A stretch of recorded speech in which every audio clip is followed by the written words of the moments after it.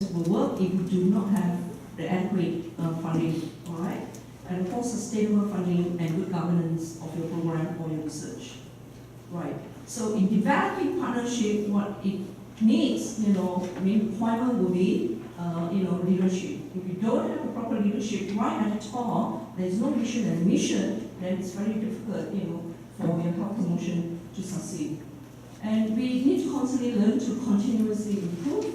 Yeah, you don't stop. Learning is a lifelong process. Yeah, and so it's important to continuously to improve yourself. Trust is very important. Building trust, building a rapport. Yeah, and managing for performance. At the end of the day, how do you assess your outcome or your output? Yeah, how do you assess your own performance?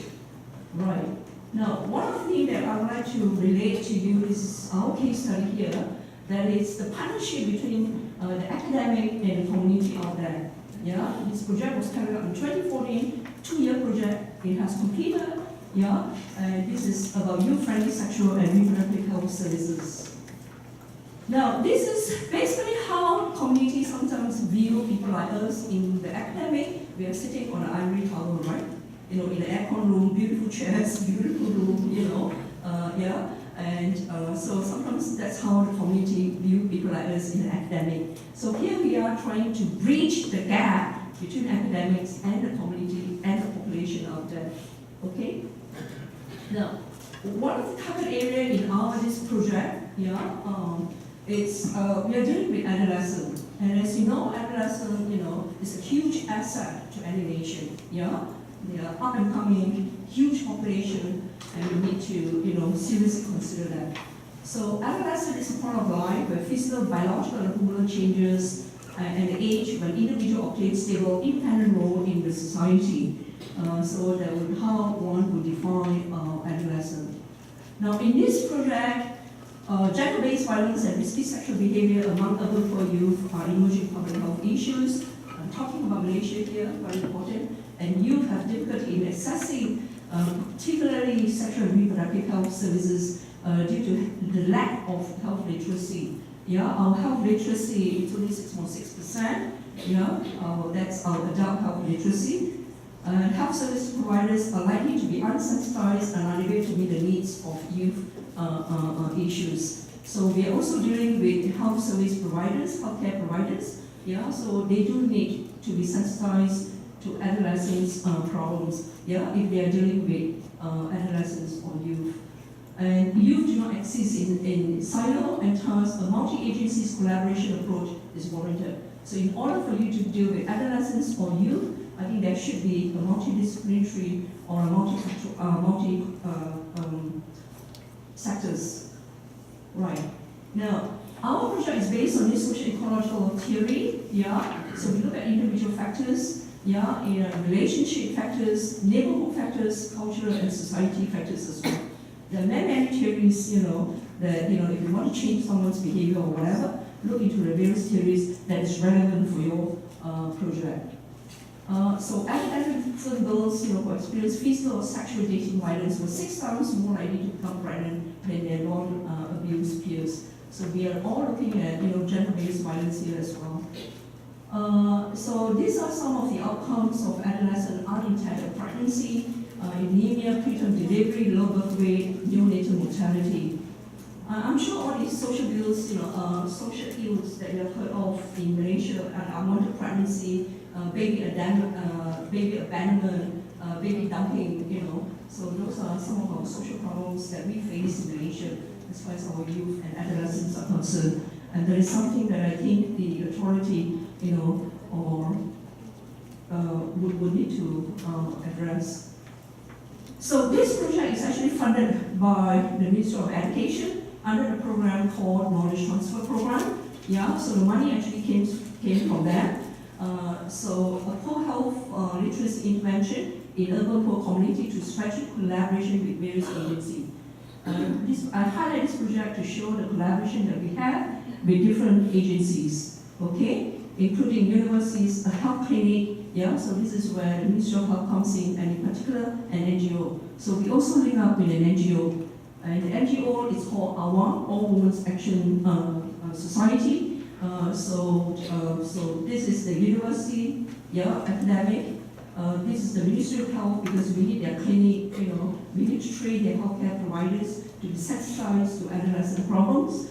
And also we deal with an NGO here. Now this NGO, has great advocacy as far as gender-based violence is concerned. And that's why we pick this NGO to partner with us, And so this our partnership, strategic partnership. Right.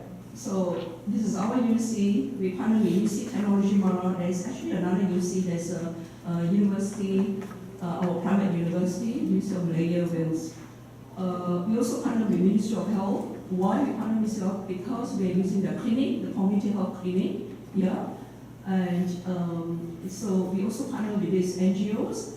And we use the community hall, and that community welfare hall belongs to the Ministry of Women, Family and Community Development. And so this is our partnership, the health sectors, the NGOs, Ministry of Women, and our academic partnership. So basically it's to improve youth awareness of gender-based violence and sexual and reproductive health issues. And to establish youth leaders within the community, we went to this community which is called Taman Medan. And how we actually pick that community, it's through the community clinic.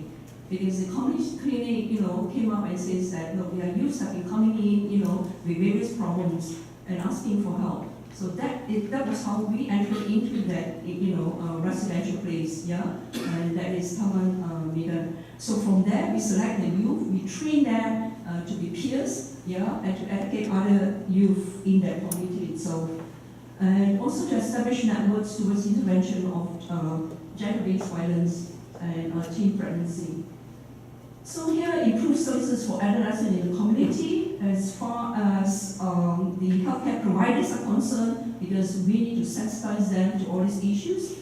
So to improve services, youth-friendly services, so that the youth would be more direct to come up, should they need any problem, should they face, any pregnancy issues or whatever.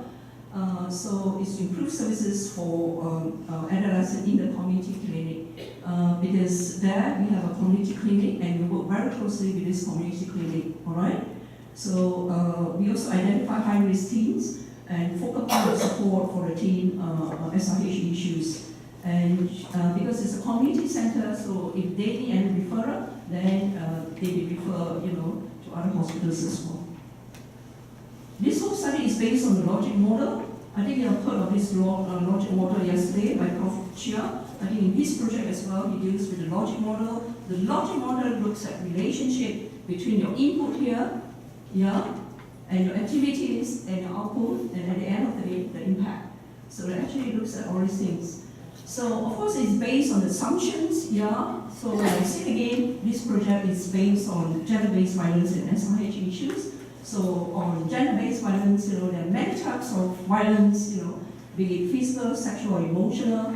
And one of the other assumptions is that youth are vulnerable, violence, risk of violence at individual level, relationship, sometimes the power imbalance between the girl and boy, so it causes violence as well. And youth experience violence have difficulty for successful transition to adulthood. So these are some of the assumptions that we make. And as far as teen pregnancy is concerned, this could be one of the impact of dating violence. They go on a date and there's violence, it may end up, with all these unforeseen circumstances. Lead to negative social and mental outcomes to the mother and child. And of course, all these things can be prevented, all right? So our input here, all the academic experts, the NGOs, community leaders, we go to the community leaders because you're up there. Youth leaders, we have volunteers. Of course, it depends on financial situation as well.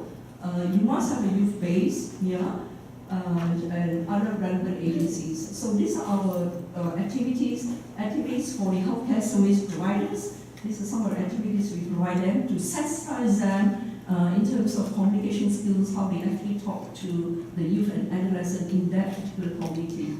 And of course, we have youth as well. We have, I think, conducted, this is actually a 2-year project, we have conducted 3 workshops for all these youth and adolescents, is to really to empower them with the proper skills, with the proper knowledge. So the first workshop that we had for them, it's called What is Love? Apa Itu Cinta. Okay, so then they are exposed to what gender-based violence is and other SMH issues. The second workshop we have for them is actually to build up their self-confidence and their self-esteem. All right? Okay, so these are the various types of activities. And of course, the last workshop is to translate whatever they have into, to educate other youth in their community, to put it into action. In the community as well, we have public education, for the community members in that particular residential place. And so these are all the activities done for the community. So we have public education. And at the end of the day, we evaluate all these activities and to check, then what are the outcomes. So we do have like pre and post tests, we do have focus group discussion, for all the various parties, the healthcare providers. We do have a need assessment, first of all, what exactly does all these youth needs, not going into a community and start demanding, I think this is what you want. But what you want may not be what they want, all right? So that's very important. So I think the very first thing you need to do is actually a need assessment on what the community needs are, okay, or what this youth or adolescent wants. So very important. And then you do a baseline assessment, and after that, whatever intervention you may have, and then assess them post, there will be a post-evaluation. And the output will be this, increased number of sensitized, because bear in mind, we are also dealing with the healthcare providers. The healthcare providers can be nurses and can be doctors as well, all right? So the number of increased sensitized healthcare providers, increased confidence in, to be able to deal with their problems, and increase the local capacity in that community, and of course better inform of the resources to reduce the isolation so that the youth feels that it's part of their program, they're part of the program, there should be a sense of belonging. Now if you build anything that if they don't feel that that program belongs to them, it's very difficult for your program to work. So very important people like us, we go in, we build something, we educate them, we make sure they run it themselves, and at the end, we pull out, and they run the whole thing, because we don't own ownership. We are there to, impart the skills, impart the knowledge, train them up so that at the end of the day, it's their program. So that hopefully at the end, there will be sustainability. So you walk out and then move on to other things that you should be doing. And so ongoing support, very important. So if, let's say, the youth realize that there is this health clinic, they are providing all the services, they know that the community is there, the health clinic is there to help them. So they must be able to see that, the link between, whatever workshops we're doing for the youth, whatever workshops we're doing for health providers, and there must be a link. So when the youth could actually see that, then they are braver, they are more confident in coming in to seek help should they need any help from the community clinics. All right? And so these are our short-term results: learning, awareness, knowledge, change in attitudes, the skills, medium-term results, because it's only a 2-year project. All right? And so we look at the action, we look at the behavior, the practice, decision-making, policies, and of course, towards the end, to enhance safety and justice for all the youths and the adolescents. So this whole project is based on this logic model. I won't go in depth into this. So this is the knowledge transfer program. We started in 2014. It's actually located in Kuala Lumpur. So we support and empower survivors of gender-based violence and its training experiences, including development of a curriculum for the National Youth Training Program. Okay, and our workshop includes needs assessment, very important. I mentioned to you, understanding gender-based violence, what is healthy and unhealthy relationship for all these youth, sexual reproductive health behavior, building their self-esteem, communication, leadership for the youth. This is for the youth. And what else do we have? So these are some of the results. Okay, and at the end of the day, because whatever program you use has to be evidence-based. So you do need to incorporate some of your research insight to evaluate the effectiveness of the program or the intervention that you're actually working on. Right? I won't go through this. So very important, the inclusiveness of your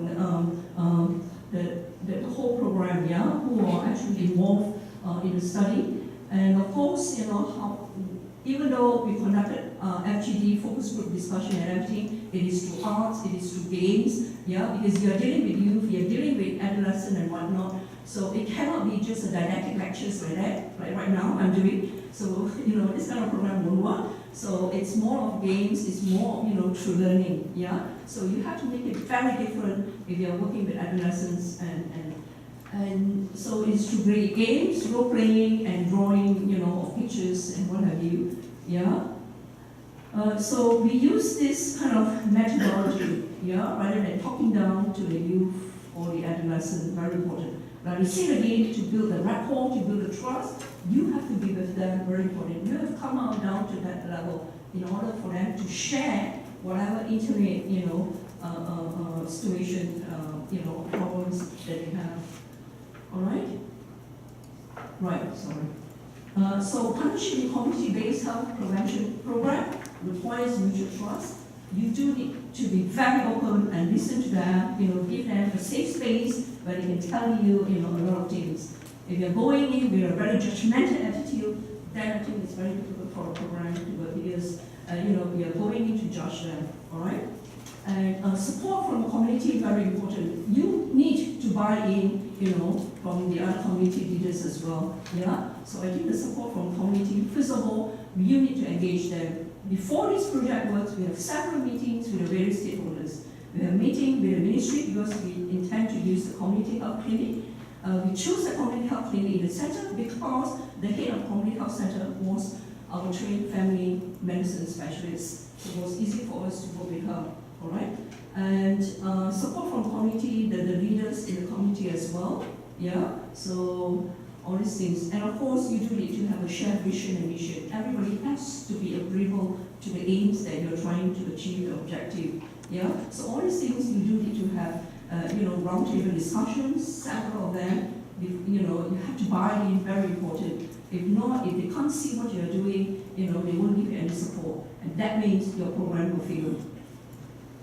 So what are the benefits of partnership working? Access to a range of skills and competencies, very important here. We also train, we train the youth, and adolescents in terms of building their self-esteem, building their own confidence, their communication skills. And what is in for the healthcare providers, we train them in terms of communication skills, in dealing with all these adolescents and youth, because you are dealing with a very sensitive topic here. It's a sexual and reproductive health.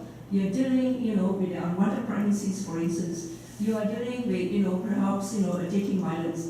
You are dealing here with perhaps, sexual abuse. So those are very sensitive, very intimate issues. And here, our doctors there, the nurses and what, are trained based on a module developed by Ministry of Health in dealing with adolescent issues. So the Ministry of Health, has actually come up with a module, for doctors, for healthcare providers. So these are the range of skills and competencies. So more involvement of the local community, you need to, get buy-in from them.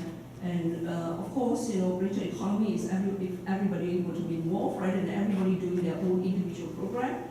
Improve coordination of policies, program and service delivery, business and commercial opportunities. So not just look at some problems and review it. It can actually become opportunities.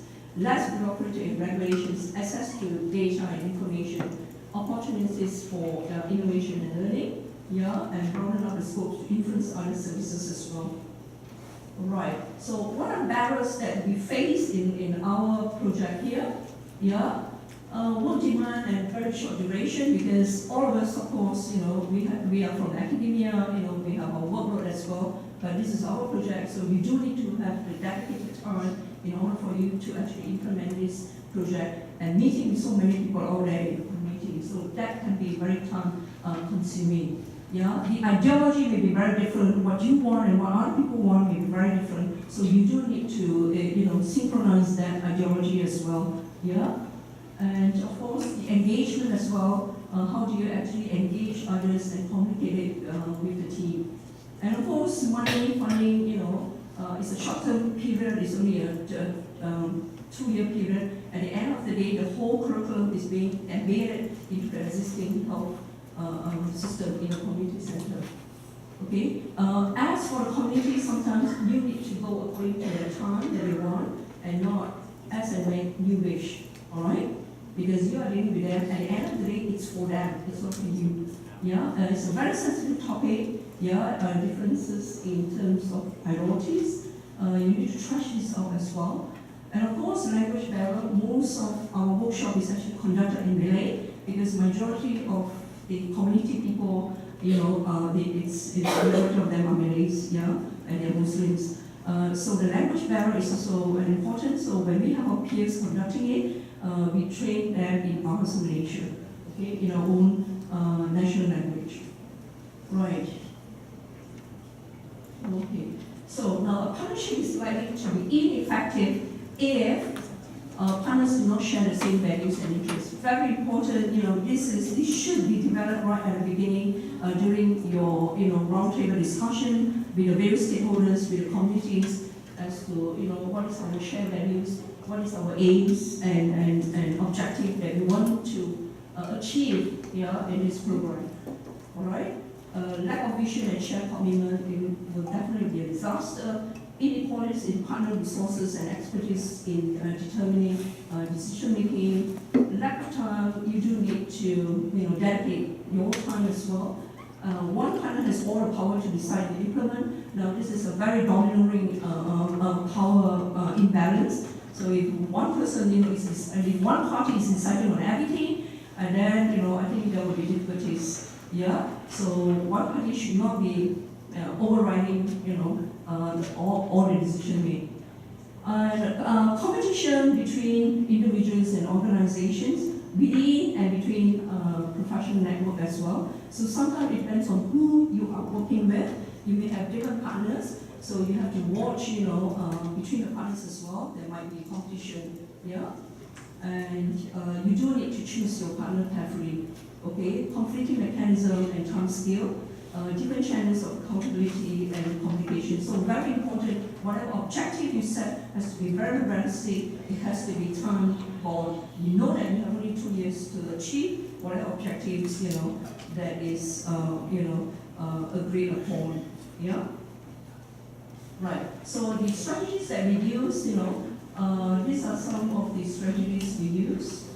Okay, I want to go into this. Right, so at the end of the day, how do we conclude from this whole case study that we have done, and from these overall lectures? So partnership, multi-sectoral partnership is very important, involving community to tackle the complex determinants of health or social ills out there. And successful partnership requires good leadership, very important, good leadership. Shared vision, everybody has to agree on. Clarity of the roles and responsibility. All organizations comes in, they are your partners, but what is the role and responsibility of each partner that you have? If not, then they will start fighting with each other. Okay? And good communication, trust and respect. And development of partnerships specified by having an appropriate infrastructure and competencies required to work collaboratively. Yeah? And also investment in health, is an example of partnership approach that recognizes the link between economic development. So this is the overarching. Right. So my due credit goes to my other partners in this project, Prof. Saja, who is a principal investigator in this whole Haiti program, and some of them are from the community clinics out there. Yeah. And some of them are from the NGOs. Okay, my due credit are given to them. Thank you.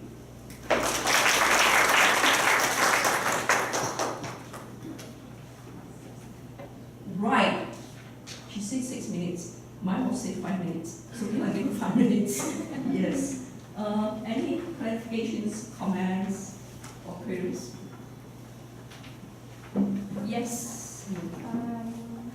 Yesterday, I think Prof. Bruce also mentioned that we have to include scaling up at the beginning of the project, like the planning of the project. how do you, maybe from your experience, how do you discuss with your partners about the potential to scale the project up?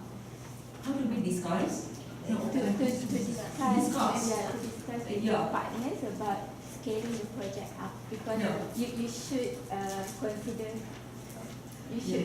scaling it up at the planning phase. Yes, I think it's very important because here again depends on the roundtable discussion when you have with your stakeholders, very important. As to, you have to be very realistic in the sense that you have only 2 years and your funding is only for 2 years. And at the end of the day, you want to transfer the whole program to the community. It's owned by the community, not by you, all right? So at the end of the 2 years, people like us, we also want to see that it's sustainable. So it has to be input into the existing system. Yeah, very important. So in that community itself, how do we actually sustain that in the future? The youth actually set up a youth club in the community.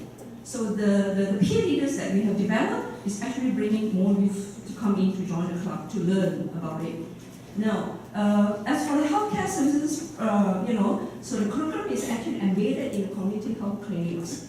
So then you can see, that it will be sustained. Yeah. So it has to be incorporated in some kind of system. Yeah. The youth, we are not worried because the club was established. Yeah. So the peer leaders, their job is to bring in new people in the community, youth that has not been exposed to this whole program, to bring them in, to educate them, and to impart the relevant skills to them. So I think it's very important for them to see it that here, this is for you, and this is to the benefit of your community, rather than to your own benefit. Right? Your priorities, your interests comes last. Okay, their priorities, their interests, which you would have determined during your need analysis assessment. Yeah, that's very important. And I think you just got to be very transparent to them. Yeah, with whatever objective that is agreeable by all the parties and that it is achievable at the end of the 2 years. Yep. Thank you so much for the presentation. Towards the end of the presentation, I think in one of the slides you mentioned, I think one of the challenges was you mentioned the lack of motivation, but also the need for incentives. I think you said inadequate or the lack thereof of incentives. Just now you're also talking about basically sustainability of the project. I was just trying to learn if there was an extension of this project and really you wanted to address some of these, what kind of incentives would there be to keep this project running? I'm curious about this because we have a problem in Africa right now. I think we are so donor dependent in many of the projects, health projects. And one thing they've noted is that they say most health workers, they need incentives to do something. They find this as a challenge. And I think even some of us have come to believe that yes, indeed, it's not right that we should do things because we're expecting something to change. Rather, if it's within us, we know it's a problem, we should just show it. So I wanted to really relate the type of incentives, the need for these incentives in a project like that one, and then this issue of us not really needing incentives to do something. Right. Okay, that's a very excellent question here. Now, it's regarding incentive. Now, here it's very important, because you cannot be giving all the time. Because at the end of the day, whatever incentive you gave, maybe the financial incentive or whatever, is going to dry up all the resources. Because you keep giving them, to turn up your session and whatnot. Now, it's very important for us, especially to say that at the end of the day, hey, look, your community has got this problem, all this social problem. And the community must want to have that program. If the community do not want the program, no matter how hard you push yourself in, that is going to be a disaster, it's going to be a failure. So they have to be able to see it, that hey, you guys are doing all this, and you're working together for the sake of my population, for the sake of my people here. So unless and until, they are able to capture that, it's actually for my people and not for you coming in, then I think the chance of it being success will be much higher. rather than,